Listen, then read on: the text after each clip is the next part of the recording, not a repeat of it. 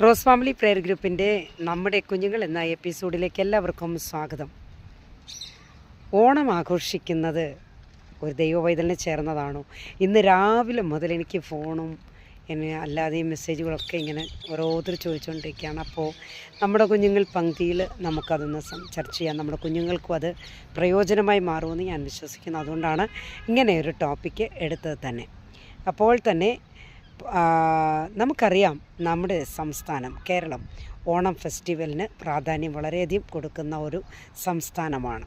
സകല ജാതി മതസ്ഥരും ആഘോഷിക്കപ്പെടുന്ന ഒരു ഫെസ്റ്റിവലാണ് ഓണം എന്ന് പറയുന്നത് തന്നെ. പുതുവസ്ത്രങ്ങൾ, ഗിഫ്റ്റുകൾ, വെറൈറ്റി ഫുഡുകൾ, പിന്നെ ഊഞ്ഞാൽ എന്ന് വേണ്ട ഇങ്ങനെ പല സന്തോഷകരമായ നിമിഷങ്ങളാണ് പലർക്കുമുള്ളത് അല്ലേ. അപ്പോൾ അതൊരു വലിയ ഉത്സവമായിട്ടാണ് നമ്മൾ കാണുന്നത് തന്നെ. മുമ്പൊക്കെ ഫുഡ് വീട്ടിൽ ചെയ്യുകയാണ്, എന്നാൽ ഇപ്പോഴങ്ങനെയല്ല. ഇപ്പോൾ ആരും അങ്ങനെ ഒന്നും കഷ്ടപ്പെടാൻ പോകുന്നില്ല. എല്ലാം ഓൺലൈൻ ബുക്ക് ചെയ്താൽ എല്ലാം ഓൺലൈനിൽ വരും. അപ്പോൾ അങ്ങനെയുള്ളൊരു ക്രമീകരണമാണ് ഇപ്പോൾ ഇന്നേക്ക് പലരും ചെയ്തുകൊണ്ടിരിക്കുന്നത് തന്നെ. എന്നാൽ ഇന്ന് ഞാൻ പറയാൻ ആഗ്രഹിക്കുന്ന നമ്മുടെ കുഞ്ഞുങ്ങളോടാണ്. അവരുടെ ശ്രദ്ധയിലേക്ക് ചില കാര്യങ്ങൾ ഞാൻ പറയാനായിട്ട് ആഗ്രഹിക്കുന്നത്. കാരണം എന്താണെന്ന് ചോദിച്ചാൽ, നമ്മുടെയൊക്കെ കുഞ്ഞുങ്ങൾ വെളിയിലൊക്കെ പഠിക്കുന്ന കുഞ്ഞുങ്ങളും ഒക്കെ ആണല്ലോ. അപ്പോൾ മറ്റു പല കുഞ്ഞുങ്ങളുമായിട്ടൊക്കെ സഹകരിക്കുന്നവരായതുകൊണ്ട് ഇതിൻ്റെയൊക്കെ പ്രാധാന്യങ്ങളെക്കുറിച്ച് അറിഞ്ഞിരിക്കേണ്ടത് വളരെ അത്യാവശ്യം കൂടെയാണ്. അപ്പോൾ മക്കളെ, നമ്മളൊക്കെ ആരാ? യേശപ്പച്ചൻ്റെ മക്കളല്ലേ. അപ്പോൾ അത് ദൈവത്തിൻ്റെ മക്കളാണെന്നുള്ള ഒരു ബോധ്യം നമുക്കെപ്പോഴും ഉണ്ടായിരിക്കണം അല്ലേ. അപ്പം നമ്മുടെ യേശപ്പച്ചന് ഇഷ്ടമുള്ള കാര്യങ്ങളുണ്ട്. യേശപ്പച്ചൻ നമ്മളെക്കുറിച്ച് ആഗ്രഹിക്കുന്ന കാര്യങ്ങളുണ്ട്. നമ്മൾ എങ്ങനെയായിരിക്കണമെന്നതും യേശപ്പച്ചൻ ആഗ്രഹിക്കുന്നില്ലേ. അപ്പോൾ ഒരു കാര്യം പറയാം, ഓണം എന്നല്ല, മറ്റ് ഏത് ഉത്സവം ആയിരുന്നാലും ഒരു ദൈവവൈതലിനെ സംബന്ധിച്ചിടത്തോളം, അല്ലെങ്കിൽ യേശപ്പച്ചൻ്റെ കുഞ്ഞുങ്ങളെ സംബന്ധിച്ചിടത്തോളം ചില വരമ്പുകൾ, ചില ലിമിറ്റേഷൻസ് നമുക്കുണ്ട്. നമ്മളത് കഴിഞ്ഞ് അത് താണ്ടി നമുക്ക് പോകാനായിട്ട് സാധിക്കത്തില്ല. എന്ന് പറഞ്ഞാൽ അന്യ ദൈവങ്ങളെ ആരാധിച്ച് ഏത് ഭക്ഷണം കൊടുത്താലും അത് നാം ഭക്ഷിക്കാൻ പാടില്ല എന്നതാണ് നാം മനസ്സിലാക്കേണ്ടുന്ന കാര്യങ്ങൾ.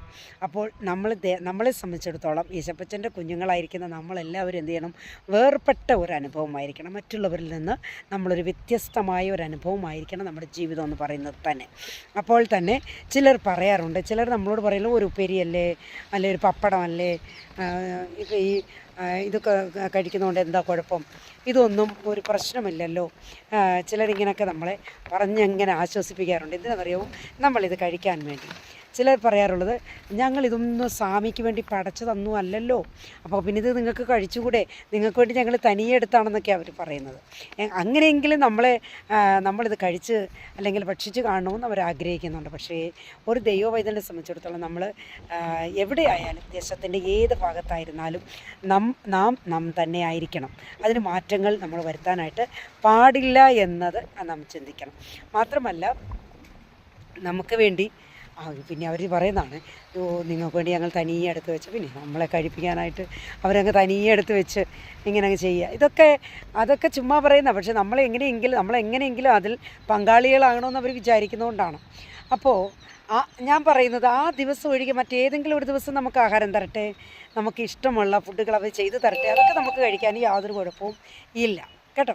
അപ്പോൾ മറ്റു ചിലർ പറയും, ഇതൊന്നും ഒരു പാപമൊന്നുമല്ല, ഇപ്പോൾ ഒരു ആഹാരം അല്പം കഴിക്കുന്നതുകൊണ്ട് എന്താ കുഴപ്പം എന്നൊക്കെ പറയുന്ന, നമ്മൾ സമാധാനിപ്പിക്കുന്ന ചില അമ്മച്ചിമാരും ചില സഹോദരിമാരൊക്കെ ഉണ്ട്. കുഞ്ഞുങ്ങളെ, നമ്മുടെ കർത്താവിന് നാം ആരായിരിക്കണം? വിശ്വസ്തരായിരിക്കണം. നമ്മുടെ കർത്താവ് നമ്മളെ പഠിപ്പിച്ച കാര്യങ്ങൾ നമ്മൾ പാലിക്കുന്നവരായിരിക്കണം.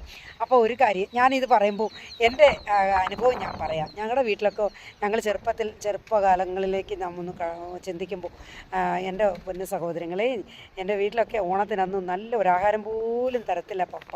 അങ്ങനെയായിരുന്നു. ഒരു നല്ല ആഹാരം പോലും ഞങ്ങൾക്ക് ഉണ്ടാകത്തില്ല. ഒരു സമ്മന്തി അരച്ചൊക്കെ ചോറും ഒക്കെ കഴിച്ചിട്ട് പോകാൻ പറയും.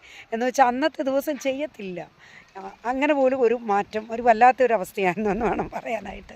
അപ്പോൾ അങ്ങനെയാണ് ഞങ്ങൾ ചെറുപ്പകാലം മുതൽ ഞങ്ങളായിരുന്നത്. മാത്രമല്ല, എൻ്റെ കുഞ്ഞുങ്ങളുടെ കാലം വന്നപ്പോഴും അന്യദൈവങ്ങളെ ആരാധിച്ച് ഭക്ഷിക്കുന്ന യാതൊന്നും ഞങ്ങളാരും തന്നെ കഴിക്കാറില്ല. അപ്പോൾ അത് കുഞ്ഞുങ്ങളെ അത് തന്നെയാണ് ശീലിപ്പിച്ചിരിക്കുന്നത്.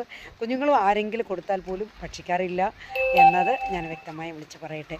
എന്ന് പറഞ്ഞാൽ ദൈവഹിതമല്ലാത്ത യാതൊന്നും ഒരു ദൈവ പൈതലിന് പാടില്ല എന്നത് നാം മനസ്സിലാക്കിക്കൊള്ളണം. നമ്മുടെ കർത്താവ് പരിശുദ്ധനാണ് കുഞ്ഞുങ്ങളെ, നമ്മുടെ അപ്പ പരിശുദ്ധനാണ്. അപ്പോൾ നമ്മുടെ അപ്പന് ഇഷ്ടമില്ലാത്ത കാര്യങ്ങൾ നമ്മൾ ചെയ്യാൻ പാടില്ല കേട്ടോ. അപ്പോൾ നമ്മുടെ അരുമനാഥൻ രാജാവായി വരാൻ പോവുകയാണ്. ആ അരുമനാഥനെ വരവേൽക്കുന്ന നാം ഓരോരുത്തരും എന്ത് ചെയ്യണം? വേർപെട്ട ഒരു അനുഭവത്തിൽ നാം ആയിരിക്കണം കേട്ടോ. രക്ഷിക്കപ്പെടാത്തവരുമായിട്ടുള്ള ആ കൂട്ടുകെട്ടുകളിലൊക്കെ ഒരല്പം മാറി നിൽക്കുന്നത് നമ്മുടെ ആത്മീക ജീവിതത്തിന് നല്ലത് തന്നെയാണ്.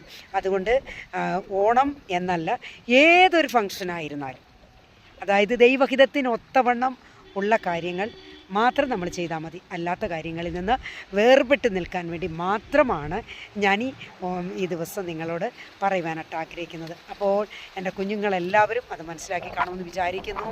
നിങ്ങളെല്ലാവരെയും ദൈവമായി കർത്താവ് അനുഗ്രഹിക്കുമാറാകട്ടെ. God bless you all.